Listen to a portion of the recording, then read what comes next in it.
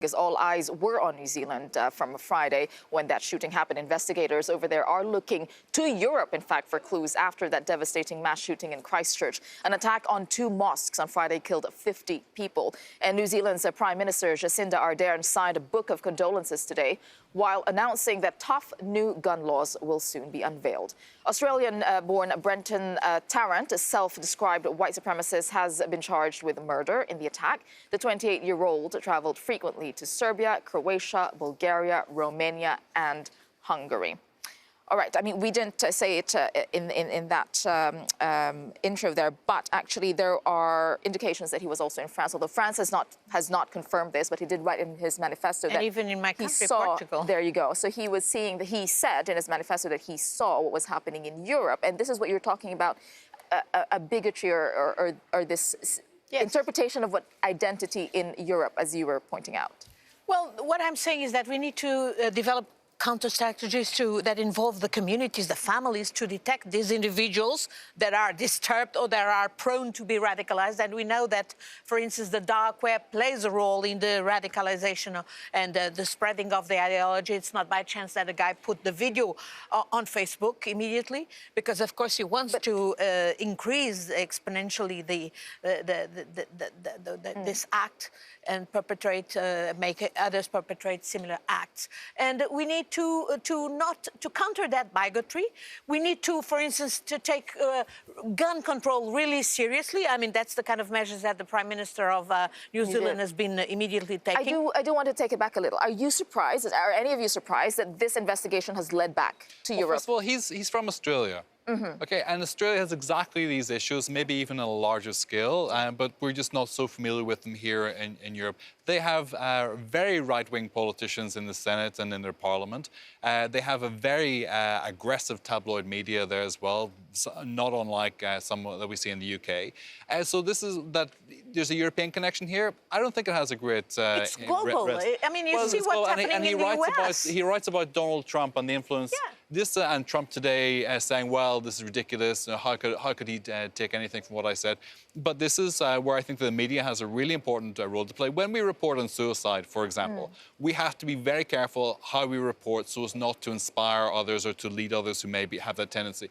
We should have much more careful reporting when it comes to terrorist acts. Is Europe becoming a hotbed, let's say, or a breeding ground, the word we were using in our discussion today, as for radicalization or extremism, whatever kind of extremism that is, and we're talking about right-wing extremism in this case? I think that the excuses are there for people who want to use and who want to promote kind of right-wing, kind of European white supremacy, given the fact that obviously Europe is exposed to immigration on large scale, particularly from the Middle East and North Africa.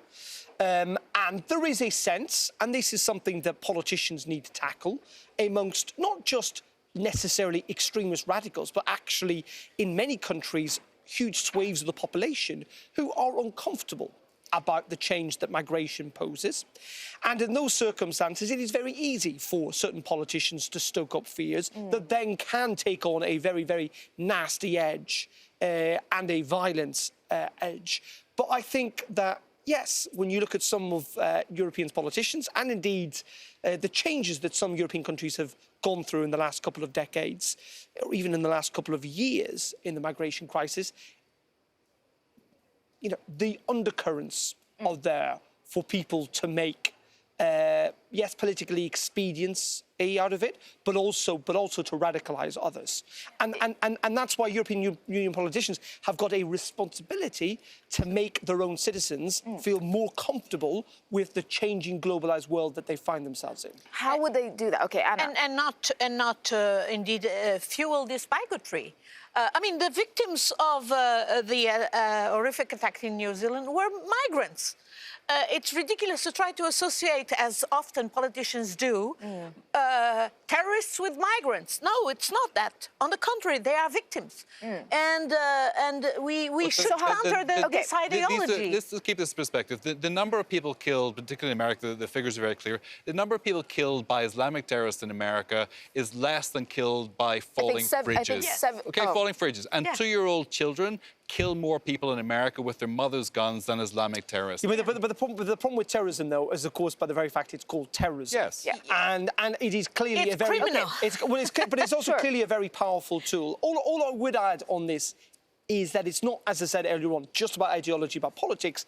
Actually, if you look at the people who are involved in this, whether it's Anders Breivik, whether it's the guy who was behind the Orlando shooting, whether it is this particular suspect in New Zealand, they all So fit. how do you they all address fit it? the very They all lonely. exactly this profile. They all They fit do. the kind of unmarried, disconnected from society type character, and so there is something also about the psychology of these people. Of course. where they latch But they on to use a the radicalisation. ideology, and it's not by chance. Let's not be naive that a guy like Bannon is in Europe today Yes, to but organize they the feed extreme off So the how- media. how? As and to push for journalists, this journalists have a migratory. big responsibility with this. There's a lot of money to be made out of bad headlines. Newspapers particularly dominate this kind of narrative. But we can't do away Okay, with so free speech. But we let's must do be more something careful in specific. reporting. Let's do something specific because in the manifesto that Trent Which we're giving coverage to now.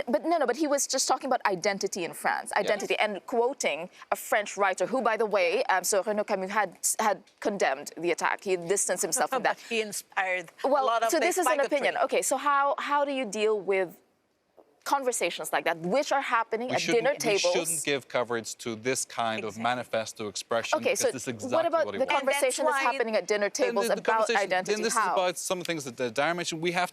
The political issue has to be addressed, but in a mature, reasoned way, and we have to address it in a serious fashion. And with education, we have to deal with this from school all the way through. We have everything in place we need to do it, but we don't do it in a serious But manner. I think what you cannot do is simply brush this under the carpet. No. You though. can't. And I agree it has to be a uniform approach, but for example, let's look at migration in the UK. For years, even though Britain had the largest scale migration the country had ever seen post-2004, migration was not talked about. You were viewed as a racist if you talked about migration. That then led to essentially Brexit because politicians didn't address the issue. And politicians in Europe also need to address the issue. So how do you address it? Without The migrants were there because Yeah, Britain that may be needed the it. case, But but Darren's also, right. but I'm Darren's saying, right. I'm There is a saying that, point for there. example, France needs to address the fact To talk that about it, at least. clearly a large percentage of the population feel comfortable voting for Marine Le Pen and feel uncomfortable with what they see is a changing society at a relatively quick speed. But it is also Not because just the brushing it neoliberal aside. policies have totally let down the people who see the injustice, the unfairness, the inequalities grow. And that's exactly why we can't go on with this kind of policies in Europe or wherever, because this will only radicalize This is the the same. people. In Australia, it's exactly the same issues. It's blaming these people, whoever they are, for our poor social condition. Okay, we'll leave it at that. I mean, this is such a this conversation can go on because, as you were saying, you can't just brush it aside. At the same time, you're talking about do we give a platform to No, we such don't. to such And that's why the ideologies? But online we platforms can't need dismiss to it. be But it can't be dismissed. Yeah, It can't be and I dismissed. agree with Brian on this very last point that there is a responsibility for people in the media. Many people in the United States say that mass shootings should not be reported in the way they do because they lead to essentially and inspire other mass shooting events. And I think there are questions now for us in Europe, given where we are with terrorism in Europe, that we have to look very closely, us in the media, about how we report on terrorist acts All for right. fear that they can lead to, as you said, Exactly. tit for tat.